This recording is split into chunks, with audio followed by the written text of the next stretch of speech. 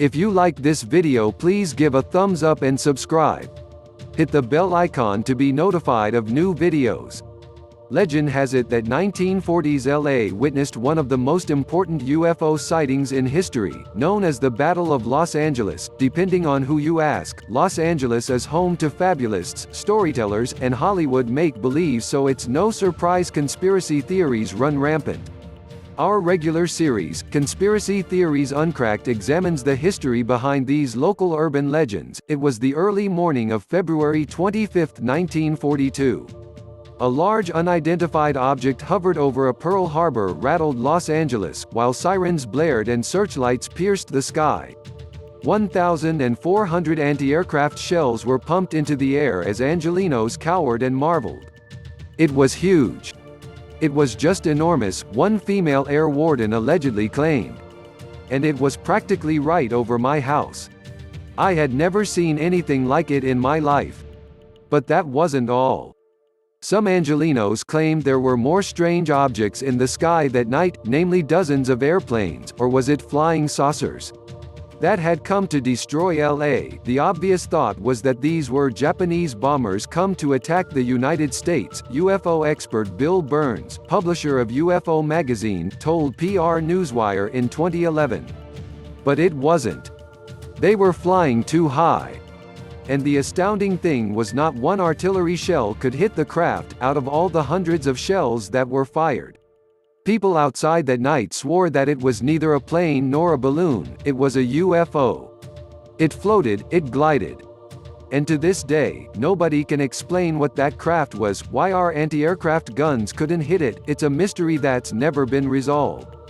That night, befuddled officials would only help the urban legend grow.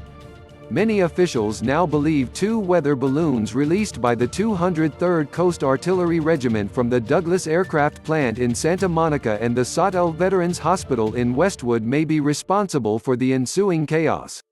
Jittery soldiers already on high alert in the early days of World War II panicked, and the rest is conspiracy theory history. All of the pieces were in place, according to the LA Times, for the confused action known as the Battle of Los Angeles. People outside that night swore that it was neither a plane nor a balloon, it was a UFO. It floated, it glided. And to this day, nobody can explain what that craft was, why our anti-aircraft guns couldn't hit it. It's a mystery that's never been resolved. UFO expert Bill Burns, publisher of UFO magazine, in PR Newswire interview, the city was on high alert following the attack on Pearl Harbor on December 7, 1941.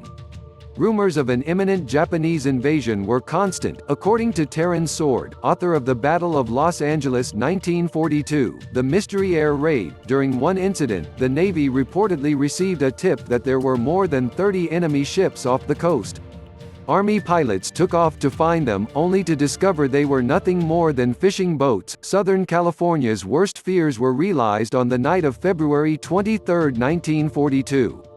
The LA Times described the scene 20 years later, as President Roosevelt warned a nationwide radio audience that the oceans have become endless battlefields in which we are constantly being challenged by our enemies. A Japanese submarine, I-17, surfaced offshore at Elwood, near Santa Barbara, and pumped 13 rounds of 5.5-inch shells at oil installations.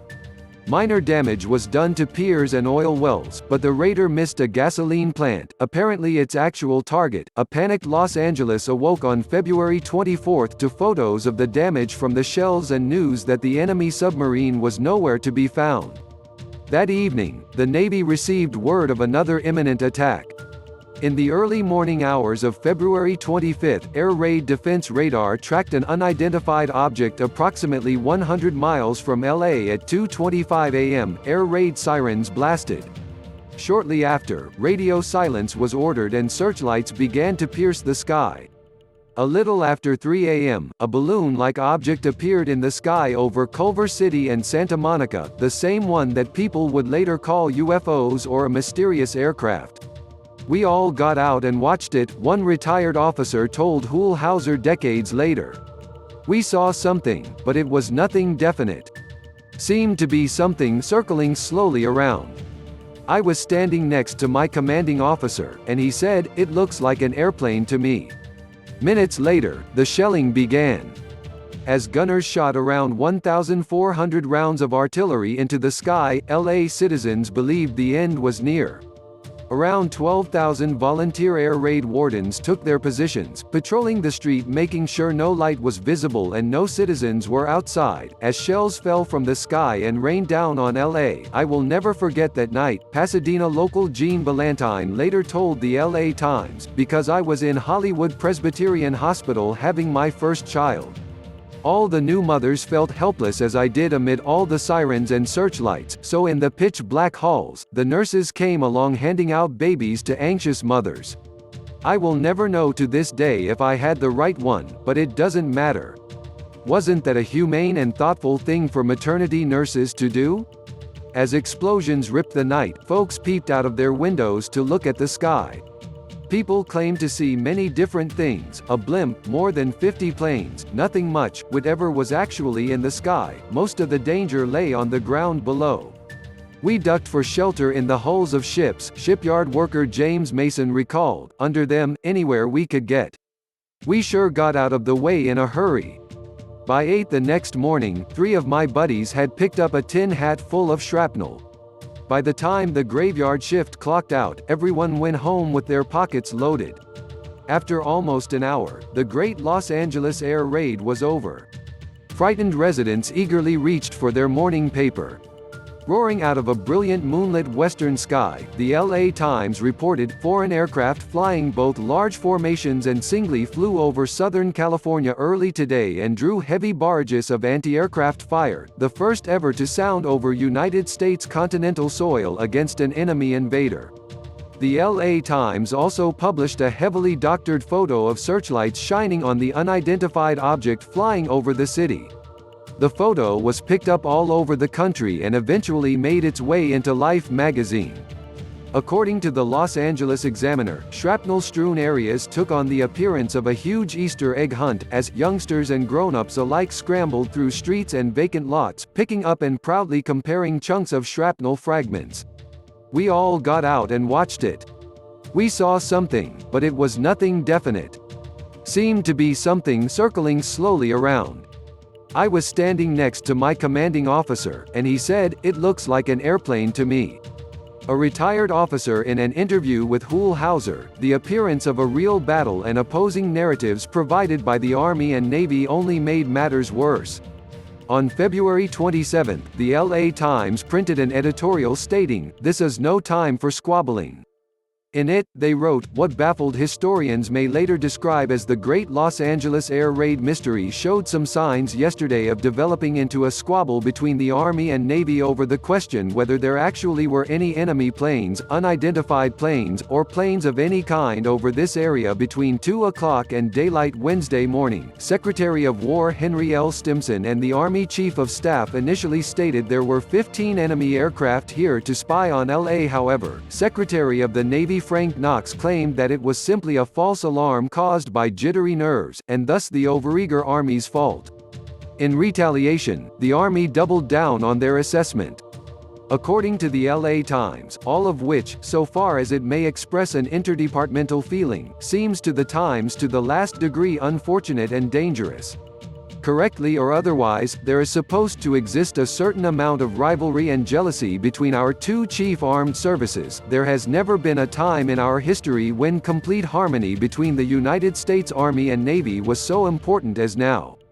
No good purpose can be served by hasty and perhaps ill-informed outgivings from either side which, even unintentionally, reflect on the ability of the other. There also may have been a cover-up to save officials from the embarrassment of fighting a weather balloon. "I was summoned," one soldier recalled. "I was told to keep my mouth shut, and that there had been 7 Japanese planes up there. I was also told that if I repeated my story about shooting at a balloon and not enemy planes, I would be put behind bars."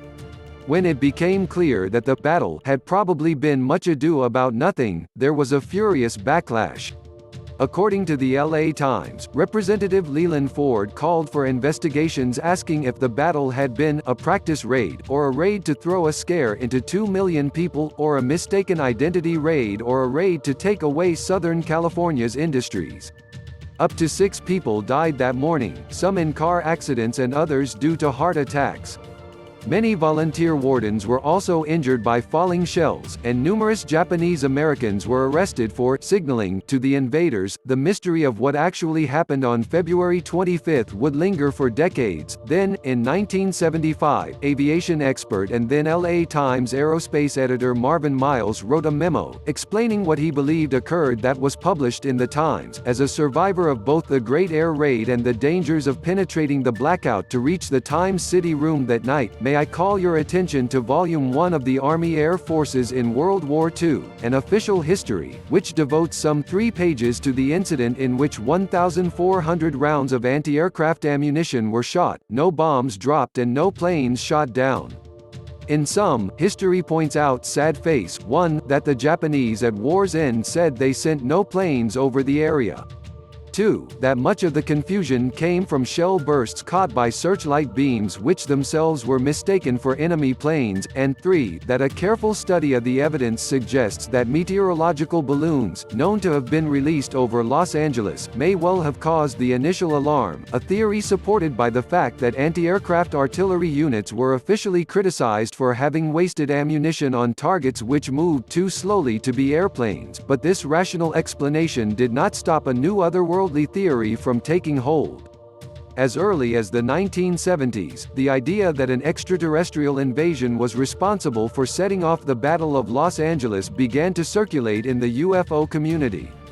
Many used the LA Times doctored photo as proof, along with the fact that the floating object had appeared immune to gunfire. According to Skeptoid podcast host Brian Dunning, the conspiracy theories really ramped up in 1987, when the now discredited Majestic 12 documents were released. One of them appeared to be an official government document. The Marshall-Roosevelt Memo, March 5, 1942, claimed that 2 alien aircraft had been recovered after the battle. This headquarters has come to a determination that the mystery airplanes are in fact not earthly, and according to secret intelligence sources they are in all probability of interplanetary origin. This fake memo jump-started the belief of an alien visitation to wartime Los Angeles that has never abated. For more than 40 years, Dunning wrote in his blog, not a single person associated with the Battle of Los Angeles entertained any thoughts about extraterrestrial spacecraft or aliens, according to all available evidence, at least when you discard the hoaxed evidence. The alien spacecraft angle is purely a post hoc invention by modern promoters of UFO mythology. There is no doubt people saw unidentified objects that night. There is a very slight chance that a Japanese submarine could have released a seaplane over LA, but the truth behind the Battle of Los Angeles is probably more about human fallibility, bad intel, errant weather balloons, and poor training, than anything else. However, the records are so muddled that the true story of the Great Air Raid will forever be fodder for those with conspiratorial minds.